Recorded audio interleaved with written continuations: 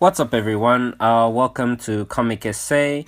We are going to be looking at Justice League issue 15. And just so everyone knows, we're currently been going through DC Rebirth. So basically everything in the Justice League has to do with time. So yeah, I think let's just jump right into it. So we kick off with Batman, basically. So Batman is seems to have arrived at this one meeting point. He seems to have been called to this meeting point, and for some odd reason, and he's very suspicious. So I don't think we know much about this, but neither does he. And what's so interesting is that we're seeing there's this we see Clark Kent, Superman, leave his family. So they're at the gas station. They're filling up petrol, and he leaves to obviously to go see what Batman is talking about, because Batman had sent out a signal to come and meet him. He basically gets there. He's asking what's going on, what's happening. In the meantime, this great wave of energy, this white light, seems to be crossing, and I mean like crossing like it seems like the whole city, but I'm to be corrected, but it seems like it's actually crossing like most of the multiverse. And what you'll see is that this energy is being created by someone. So they get into a whole argument and debacle, because now it seems like Superman's family is being attacked at the same time, and Batman is holding him back. He's saying, no, listen to me. We both need to be here. Don't go rush off to your family, which is a very hard thing for Superman to do. I guess you could find this with any type of father, any type of parent, anybody, especially with Superman's character. He doesn't want to leave anyone behind. So this is something that he knows he needs to do. He feels he needs to do, but Batman is telling him to go against his instincts at the end of the day. So we jump into seeing this white light still crossing through. It's coming towards them, and then Superman basically just gives like one more remark. I hope you're not wrong with what you're saying. Alright, then we jump, which is funny enough, we jump with Aquaman. So Aquaman seems to have been... So there's a lot of jumping around, number one. So before we carry on, there's a lot of jumping around. For anyone that knows that this has to do with time, anything that deals with time, there's so much jumping around, we don't even know what the hell is going on anymore. So we pick up with Aquaman, Arthur Curry, who seems like he's been now transported to Atlantis, and some mages are standing in front of him and so on.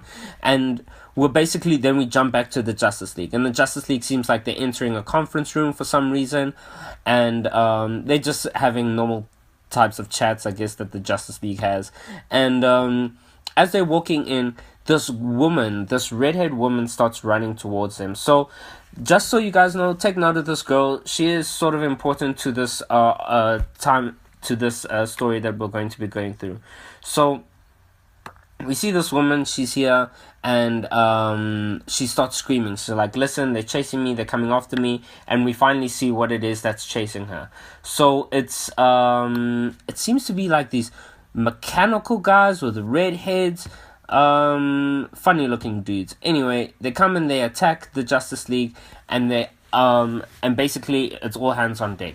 The Flash, the Green Lanterns, the Flash grabs this girl ultimately. The Green Lanterns are trying to do their best to hold off this horde of we don't know what, and basically trying to hold them off. And then at the end of the day, so she introduces herself. Her name is Molly.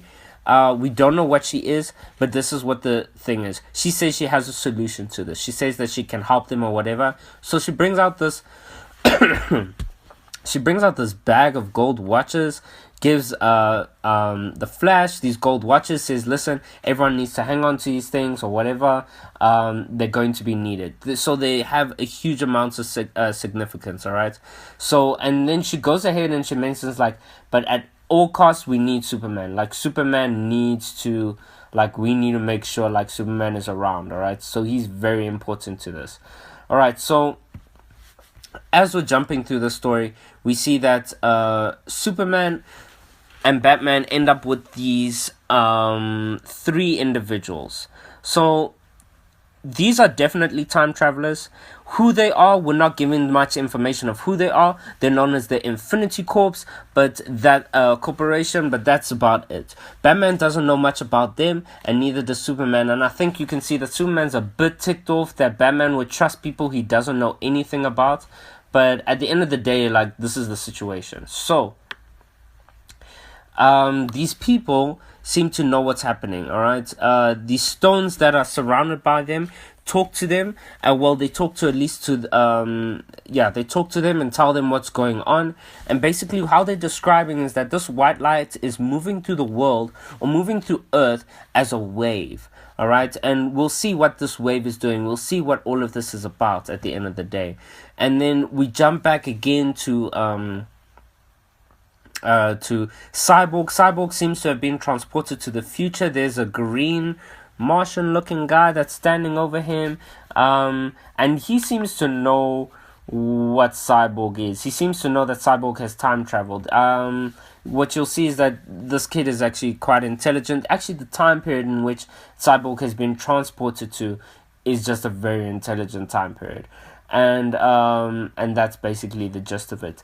And then we jump right back again into the conflict and the fighting that's happening between so the Justice League are still it seems like the Justice League are now being transported to different time periods. Okay, so now the Green Lanterns have been transported to a time period where it seems like the planet is desolate, like the planet has been destroyed completely and there's nothing left of the planet ultimately.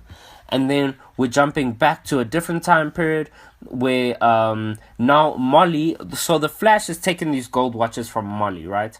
She's given these gold watches to each and every person in the Justice League as they were flipping through these time periods. So what you'll see is even the time period that everyone has been transported to is very significant. So what we see here as well is that, so Molly just says that that these watches are very important, everyone just needs to have them, I guess, as they're being transported. And we see exactly where Barry Allen ends up. He ends up at the time when the Speed Force is being created. All of this will make sense now, fans of Comic say. So at the gist of all of this, what has happened? The Justice League has been transported as this white wave hits them. Alright, Molly sort of disappears, but the Justice League gets transported, each to significant time periods within the timeline of the world. Okay, so what happens here is that, and this is a really quick summary in terms of what's coming up, but Barry Allen, the Flash, gets transported back to the time where the Speed Force was created. The Green Lanterns get transported back to a time where the world is desolate, but there are other Green Lanterns. It seems like there's a whole Green Lantern corps there. Arthur Curry gets transported back to Atlantis. Wonder Woman back to a time with Zeus, when Zeus was still fighting Cronus. We see, and then there's Superman and Batman. They're in this ship with the Infinity Corps. And they're basically riding this wave of this time wave that's being hit. All right, and that's about it. That's issue 15. Listen, guys, there's a lot of confusion. Please watch the next video to understand what's going on in this time. This story, this whole story arc in the Justice League, and this is it. At the end of the day, all roads lead to Dr. Manhattan and the Watchmen. So messing around with time, that's the huge theme of the Justice League, like for everything. So just stay tuned. If you like this, just drop a like, drop a comment, please subscribe, and I'll catch you guys later. Cheers.